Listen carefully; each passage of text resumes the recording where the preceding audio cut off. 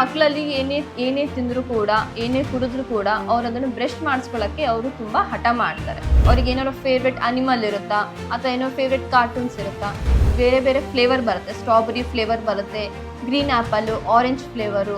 ಮಕ್ಳಿಗಾಗಲಿ ಅಥವಾ ದೊಡ್ಡವರಿಗಾಗಲಿ ಸತತ 2 ನಿಮಿಷವರೆಗೂ ನಾವು ಇದನ್ನು ಬ್ರಷಿಂಗ್ ಮಾಡಬೇಕಾಗತ್ತೆ. ಸ್ಲಿಪ್ ಟ್ರೀಟ್ಮೆಂಟ್ ತಗೋತಿರೋದು ಕೂಡ ಅವರಿಗೆ ಸರಿಯಾಗಿ ಬ್ರಷ್ ಮಾಡೋಕ್ಕಾಗಲ್ಲ.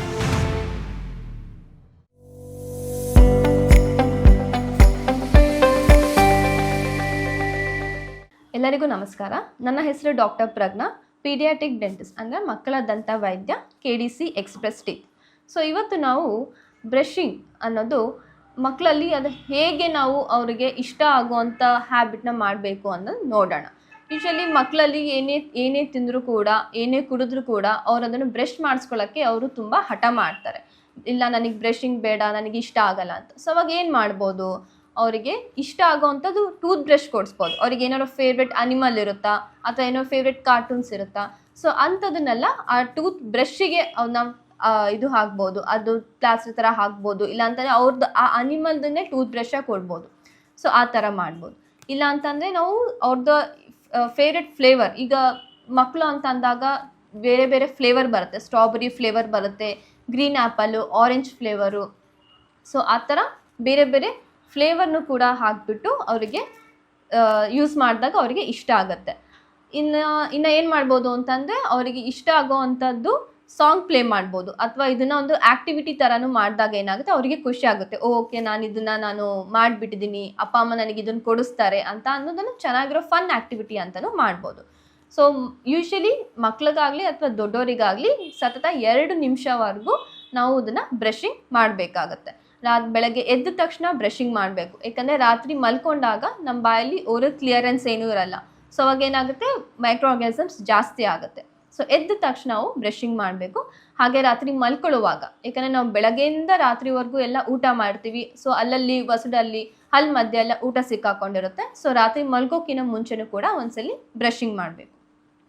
ಸೊ ದೊಡ್ಡವರಾಗಲಿ ಅರ್ಥ ಮಾಡ್ಕೋತಾರೆ, ಓಕೆ 2 ಸಲ ಬ್ರಷಿಂಗ್ ಮಾಡಬೇಕು ಅಂತ. ಆದರೆ ಚಿಕ್ಕ ಮಕ್ಕಳಲ್ಲಿ ಇದನ್ನು ಅಭ್ಯಾಸ ಮಾಡಿಸ್ಬೇಕು ಅಂತ ಅಂದಾಗ, ಸೊ ಅದನ್ನು ರುಟೀನಾಗಿ ಅವರಿಗೆ ಮಾಡಿಸ್ಬೇಕು. ಸೊ ಸ್ಕೂಲಿಗೆ ಹೋಗೋಕ್ಕಿಂತ ಮುಂಚೆ ಸೊ ಅವ್ರಿಗೆ ಇಷ್ಟವಾಗುವಂಥ ಪೇಸ್ಟು ಯಾವ ಸ್ಟ್ರಾಬೆರಿ ಫ್ಲೇವರಾ ಅಥವಾ ಆರೆಂಜ್ ಫ್ಲೇವರಾ ಅಂತ ಅಂದ್ಬಿಟ್ಟು ಆ ಪೇಸ್ಟ್ ಯೂಸ್ ಮಾಡಬೇಕು. ಅಥವಾ ಫೇವ್ರೆಟ್ ಟೂತ್ ಬ್ರಷ್ ಕೂಡ ಯೂಸ್ ಮಾಡ್ಬೋದು.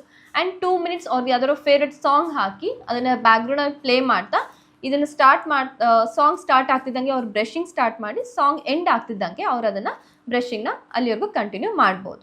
ಸೊ ಈಗ ನಮಗೆ ಬಾಯಲ್ಲಿ ನಮಗೆ ಹುಳುಕಾದಾಗ ಏನಾಗುತ್ತೆ, ನಾವು ಯಾವ ಥರದ ಟೂತ್ಪೇಸ್ಟ್ ಯೂಸ್ ಮಾಡಬೇಕು ಅಂತ ಕೇಳ್ತಾರೆ.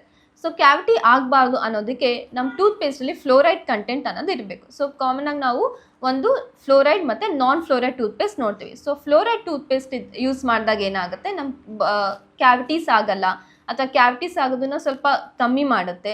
ಆಮೇಲೆ ಈಗ ಮತ್ತೆ ಫ್ಲೋರೈಡ್ ಇಲ್ಲ ಅಂತಂದಾಗ ಯೂಶ್ವಲಿ ಅದೆಲ್ಲ ಆಯುರ್ವೇದಿಕ್ ಟೂತ್ಪೇಸ್ಟಲ್ಲಿ, ಸೊ ಅದರಲ್ಲಿ ಸ್ವಲ್ಪ ಫ್ಲೋರೈಡ್ ಕಂಟೆಂಟ್ ಕಮ್ಮಿ ಇರುತ್ತೆ. ಬಟ್ ಅದೆಲ್ಲ ನಮ್ಮ ವಸಡೆಲ್ಲ ಸ್ವಲ್ಪ ಸ್ಟ್ರಾಂಗ್ ಮಾಡುತ್ತೆ.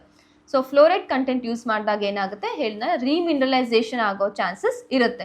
ಈಗ ಎಲ್ಲರೂ ಇದು ಮೇಲಿನ ಪದರ ಹೋದಾಗ ಅಥವಾ ಒಳಗಡೆ ಜುಮ್ ಅಂತ ಅನಿಸಿದಾಗ ನಾವು ಅದನ್ನು ಸೆನ್ಸೊಡೈನ್ ಟೂತ್ಪೇಸ್ಟನ್ನು ಯೂಸ್ ಮಾಡ್ಬೋದು.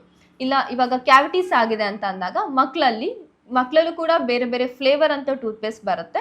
ಈಗ ದೊಡ್ಡರಲ್ಲೂ ಕೂಡ ಫ್ಲೋರೈಡ್ ಟೂತ್ಪೇಸ್ಟ್ನು ಯೂಸ್ ಮಾಡ್ಬೋದು.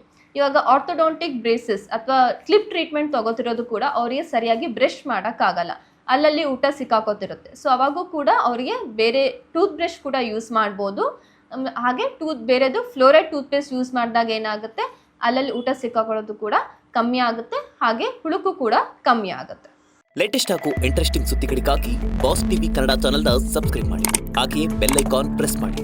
ಇದರ ಜೊತೆಗೆ ಫೇಸ್ಬುಕ್, ಇನ್ಸ್ಟಾಗ್ರಾಮ್, ಎಕ್ಸ್ನಲ್ಲೂ ಮಿಸ್ ಮಾಡದೆ ಫಾಲೋ ಮಾಡಿ.